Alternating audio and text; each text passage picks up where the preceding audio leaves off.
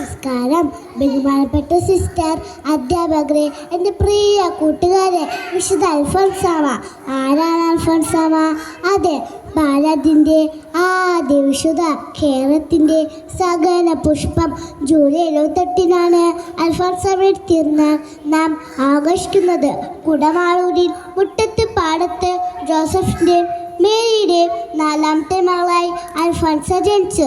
അന്നക്കുട്ടി എന്നായിരുന്നു അൽഫോൻസിക്ക് പേര് നൽകിയത്. വളരെ ചെറുപ്പത്തിൽ തന്നെ കന്യാസ്ത്രീയാകണമെന്ന ആഗ്രഹം അവളുടെ കുട്ടി മനസ്സിൽ നിറഞ്ഞിരുന്നു. അമ്മയുടെ വേർപാട്, കഷ്ടതകൾ, രോഗങ്ങൾ എല്ലാം അൽഫോൻസ കഷ്ടത്തോട് സ്വീകരിച്ചു. പരിധിയില്ലാത്ത സ്നേഹവും പരാതിയില്ലാത്ത സൗരവമാണ് അൽഫോൻസാമയെ വിശുദ്ധ പരിചയപ്പെടുത്തിയത്.